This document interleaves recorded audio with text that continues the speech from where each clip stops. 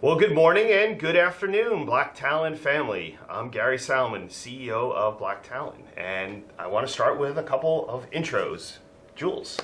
Hi everyone, I'm Jules Vergara. I'm the Chief Information Officer, Chief Technology Officer for Black Talon Security, and happy to be here. Thanks, Jules. I'm Josh Hyman. I'm the Chief Information Security Officer, and welcome to our summit.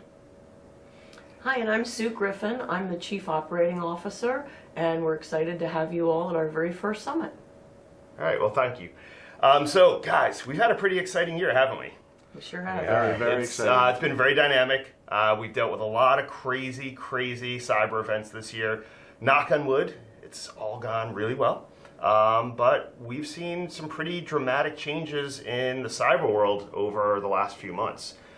We have the wars, right? We have the Ukrainian-Russian war, which we're going to talk about in a couple minutes. That changed the cyber dynamic quite a bit when those two countries started going after one another. We've seen some new technology evolve, artificial intelligence and patching. We're gonna discuss that as well. And we've also changed our methodologies quite a bit. Look, where did we start just a couple years ago with scanning? How often were we scanning networks? Every quarter, every 3 months. Yeah, so really the standard in this industry was to scan networks quarterly, right? Because we felt, hey, that was enough to identify the vulnerabilities, give the IT resources time to remediate them, and kind of stay ahead of the cyber events. But as time evolved and the methodologies of the hackers changed, we started to realize quarterly scanning just wasn't effective anymore. So a little over a year ago, we started moving towards monthly scanning, because we realized, hey, we need to identify these vulnerabilities, eliminate them quickly, and get back at it. Then what did we realize? We realized that monthly scanning was not enough, so what did we pivot to? Near real time, as we like to call it. Yeah, so we pivoted to real near-time vulnerability scanning in order to address these vulnerabilities that day and then hopefully remediate them in very short order. Because what we are seeing is these vulnerabilities were being identified by the hacking community, and sometimes within hours, the hackers were going after them and taking down systems. So one of the things that we've always believed in is to try and stay ahead of the curve. And by doing that, we feel we can protect our clients, better than other types of technology out there. So we are working really hard to make sure that every day, every moment, we have eyes on your network, right? We have security folks that are literally watching your computers throughout the day, making sure that these vulnerabilities aren't turning into breaches, looking at new technology. And as many of you are aware, we have some new technology called Eagle Eye. We're really the only company in the world that has this type of technology to help protect clients. So really cutting edge. So let's talk a little bit about the state of cyber. So it's very interesting. When the war kicked off between Russia and Ukraine, we immediately saw a significant drop in ransomware, to the point where there are law firms, other cyber companies calling us like, hey, are you guys busy? Are you seeing ransomware attacks? We're like, no, it's kind of dried up. And then the intelligence community started to release information saying, hey, here's basically what's going on. The Russians are grabbing their criminals, their hackers, they're turning them into offensive capabilities to attack Ukraine, and then the Ukrainians, who were unfortunately attacking US businesses, decided, hey, we're going to be patriotic now, right? And we're going to use our hacking skills to fight back against Russia. So the ransomware game did die off for many months, but here's what we have going on now. Those are slowly starting to come back. We're seeing a pretty significant uptick in ransomware over the last month. And we're also seeing nation states jump into the game. So now we're seeing countries like Iran, North Korea joining the ransomware game because they know there's a lot of money to be made. But here's the problem. When businesses get hit by a nation state, there's two issues. One, your insurance policy may not pay because it's considered a potential act of war. And two, you probably can't make a ransom payment to that country because it's going to be blocked by the Office of Foreign Asset Control, right? Because they're considered a nation state. So we've actually seen a case now where a small business was hit by a threat group out of one of those mentioned nation states, and the government blocked the payment for the ransom, and that business had to lose all of its information.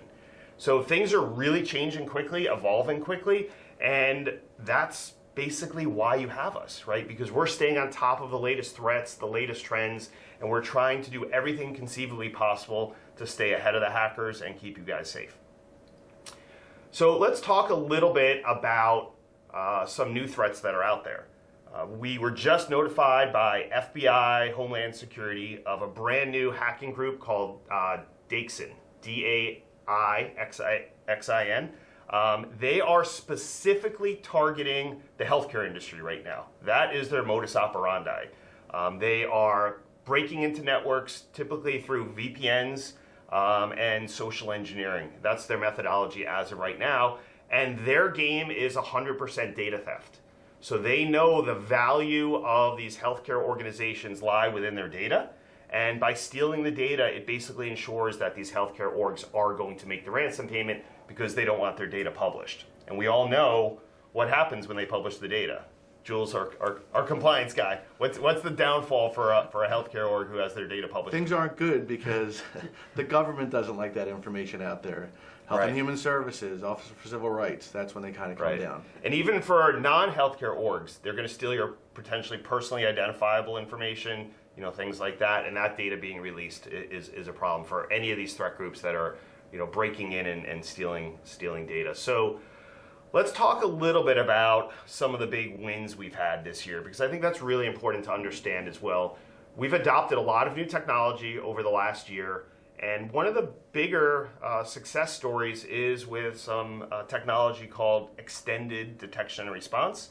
We use a technology called Sentinel-1, and Sentinel-1 is a very advanced form of artificial intelligence that uses the neural network supercomputers to try and identify some type of behavior inside of your network that is considered malicious.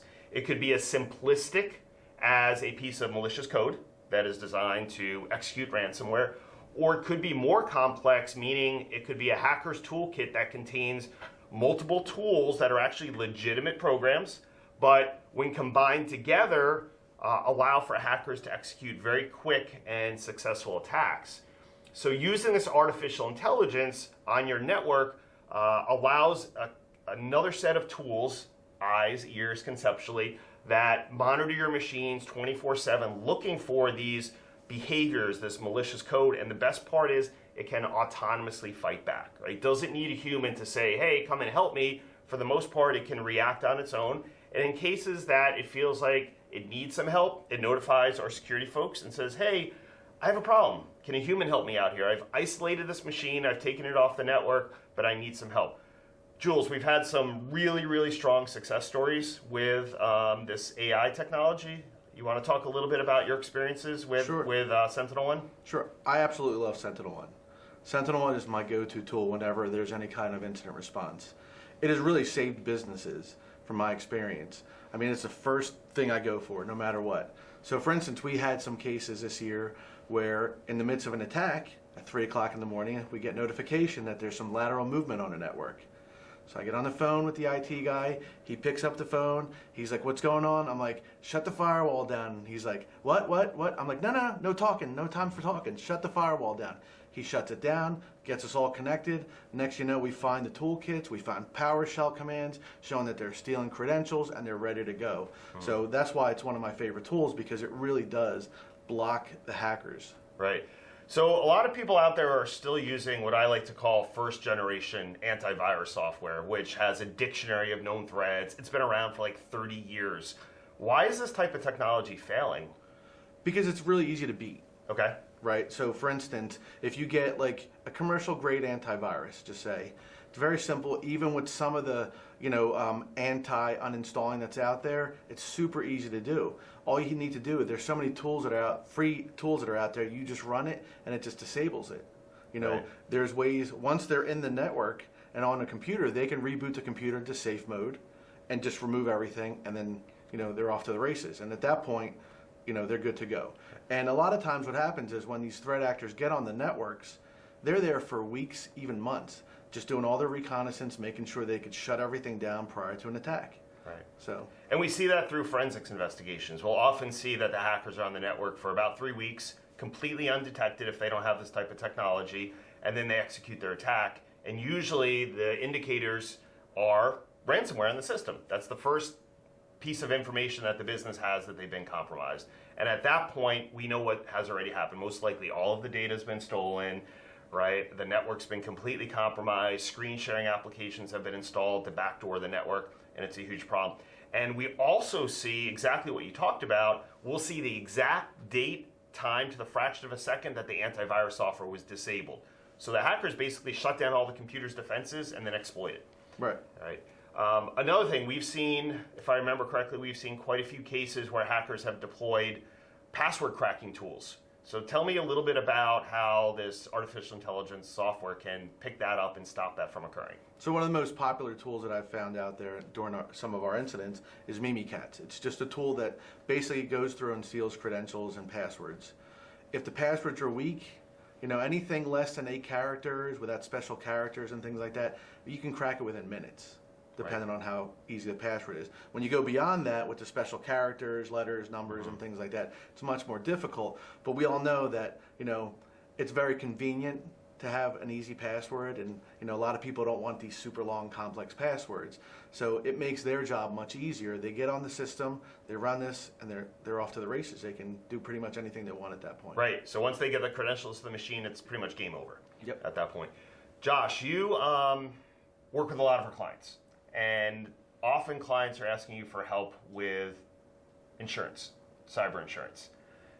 One of the major questions that we're starting to see on all of these renewal applications, or if you're getting insurance for the first time, is the type of XDR software that is installed in the environment. Do you find that to be the case? 100%.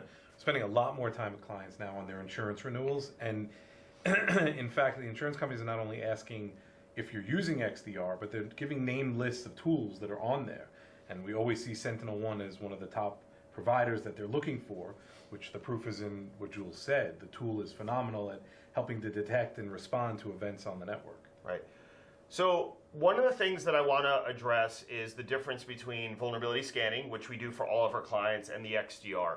These two tools are very complementary, but we want to make sure our clients understand that they serve very distinct purposes. The XDR software is designed to respond in the event that someone actually gets through the network. It could be through a phishing email, right, where they're deploying a malicious link, a malicious download, i.e. an attachment, a direct hacking event, insertion of a flash drive or removable drive where there's compromised information on it, meaning malicious code. And then our vulnerability tools are really designed to identify how networks can be breached, right? These unlocked doors and windows on the network. So the idea here is to provide this multi-layered approach. Let's identify how hackers can break in and lock those doors. And we're going to talk about some new exciting technology in a few minutes to address that. And then the XDR is kind of like the barking dog that's unleashed when the burglar gets into your house. So in your experience, how effective is it when we combine these two technologies together? I think it's incredible because with the vulnerability management piece, you're getting all the flaws and the problems that are in the software and on the system itself, right? With that combined with XDR, where it's actually stopping actual attacks. That's what I love it. That's why I love it so much, because the vulnerability management gives you a chance to fix these flaws and issues that are on the network, where the XDR protects you real time. Yeah. That's what I really love about it. Yeah, it's like having many humans behind keyboards watching your network and fighting back at a hacking event. Much quicker than a human can Yes, do it. reacts in a fraction of a second. So we've actually had some really interesting kills with SentinelOne. We saw the power of this technology earlier this year. A relatively good-sized business with 100 computers had actually just installed SentinelOne. And I distinctly remember getting a phone call from you and saying, hey, we have a network that's actually under attack right now. SentinelOne is responding autonomously, but you and a couple of our security guys were monitoring closely. And the attack methodology was a malicious form of a Bitcoin miner, a crypto miner. And when you started looking at it, you said, I don't actually believe that this is an external event, meaning it's coming from hackers outside of the network.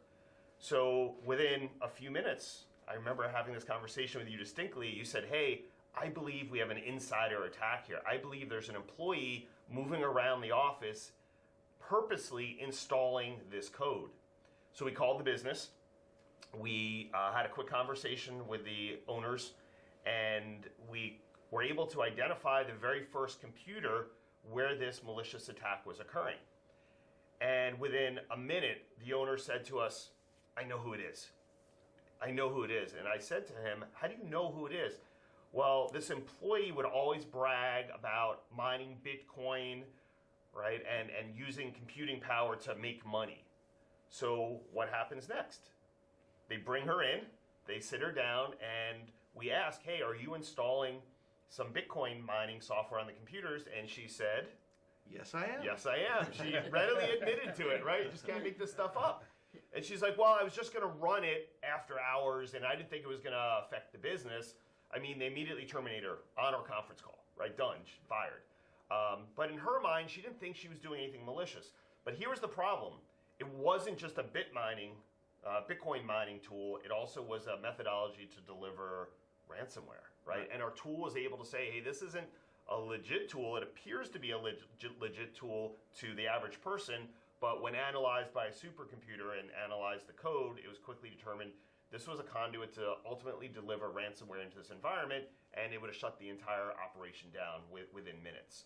So this is a really good example of how important it is to have this type of technology in your environment. We had another recent event where we actually identified some vulnerabilities in a client's network. And we actively told them, hey, you have to close this issue with your firewall. You have to address this vulnerability with your firewall. The client was notified multiple times via email, phone calls, virtual meetings. We had meetings with their IT company, and they also had SentinelOne. So, Jules, fill us in a little bit about this event, because I think this is it's a good idea to understand sometimes how things can fail, but often how they can result, in a successful event. Sure. Right. So tell us a little bit about this event that just occurred. Sure. So to back up a little bit with that, so one of the things was it was a major exposure that is not necessarily considered a vulnerability, but it's more of a high risk to the business, right? So I like to approach it in a couple different ways. So I look at it from like a hacker view, right? If I'm a bad guy and I want to break into this network, this is my perfect entry point. That's the way I can get in. So basically, that's pretty much what happened. So SentinelOne, thank goodness, was on their system, and it was able to stop some of the malicious code that was being put on the network. Now, this was a really, for the geek guys like me, cool type of attack, because what it did was it created a wrapper around good used applications. So on the executables, which runs the application itself, it will put a wrapper around there with the malicious code. So SentinelOne was popping things like QuickBooks and Word, and I was like, okay, something's not right here. We got together with the security team, we started looking, and my gut just told me something wasn't right. So as we started digging in more, we started finding toolkits, we started finding, things like IP scanners, which are very commonly used, things like